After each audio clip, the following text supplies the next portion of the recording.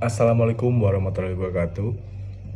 Di sini saya akan mempresentasikan tugas strategi bisnis logistik atau SBL tentang analisis perusahaan. Perusahaan yang saya analisis ini adalah PT MSA Kargo atau Monang Sianipar Abadi.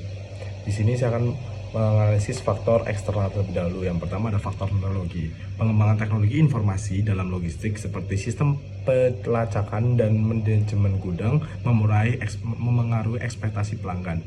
MSA Kargo telah mengadopsi pemanfaatan teknologi pendukung operasional dan pengawasan seperti 72 titik CCTV, sistem keamanan terintegrasi sehingga memastikan meningkatkan keandalan layanan dan transparansi operasional.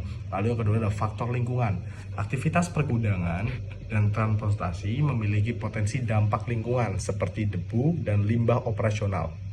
Lingkungan eksternal ini menuju perusahaan untuk menjaga kebersihan, ventilasi gudang, serta pengendalian hama atau pest control dan fumigasi palet agar memenuhi standar kesehatan mutu ekspor. Lalu ada faktor politik dan regulasi. Industri logistik sangat dipengaruhi oleh kebijakan pemerintah, khususnya regulasi kepabeanan, ekspor-impor, dan kesehatan kerja. Penerapan peraturan K3 dan wajib sertifikasi ISO 9001-2015, SKEP PKBE, dan CTPAT Compliance menuntut MSA Kargo terhadap regulasi ini. Faktor eksternal yang bersifat ganda meningkatkan biaya kepatuhan tetapi sekaligus memperkuat kepercayaan mitra internasional. Lalu ada faktor ekonomi. Fluktuasi ekonomi global, nilai tukar dan volume perdagangan internasional secara langsung memengaruhi permintaan jasa ekspor dan impor. Lokasi MSA Kargo Semarang yang dekat dengan pelabuhan memberikan keuntungan kompetitif dalam menghadapi dinamika ekonomi, terutama saat terjadi peningkatan aktivitas ekspor dan impor dari sektor UMKM dan manufaktur di Jawa Tengah. Lalu ada faktor sosial. Pertumbuhan UMKM dan meningkatnya kesadaran pelaku usaha terhadap pentingnya logistik dan aman dan tetap untuk menjadi peluang pasar bagi MSA Kargo. Selain itu, tuntutan tenaga kerja serta terhadap lingkungan kerja yang aman mendorong perusahaan untuk memperkuat implementasi K3 sebagai bagian dari tanggung jawab sosial perusahaan.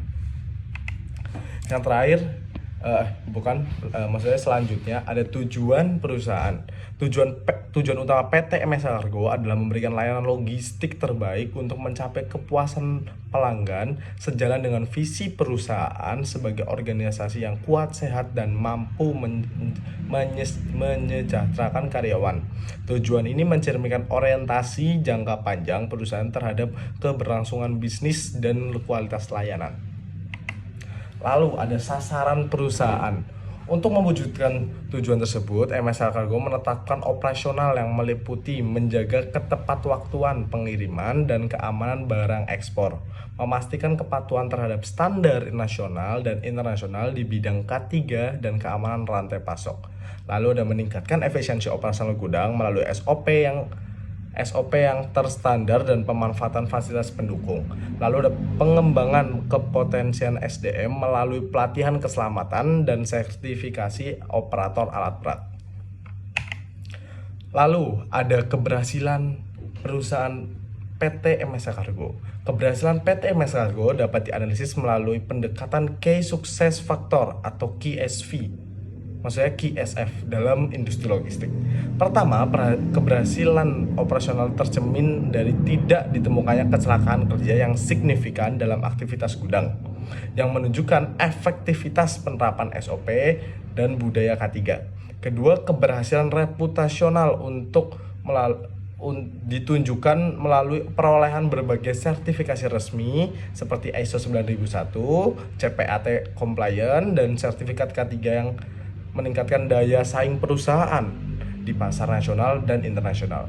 Ketiga, keberhasilan strategis yang terlihat dari kemampuan perusahaan mempertahankan jaringan luas di berbagai kota serta menjalin kemitraan dengan banyak perusahaan logistik global. Faktor-faktor tersebut membuktikan bahwa MSA Kargo tidak hanya bertahan, tetapi juga berkembang secara keberlanjutan dalam industri logistik yang kompetitif. Terima kasih. Sekian video dari saya, Fadil Zaidan, dengan di belakang 157. Bila ada salah atau kurang mohon dimaafkan. Wassalamualaikum warahmatullahi wabarakatuh.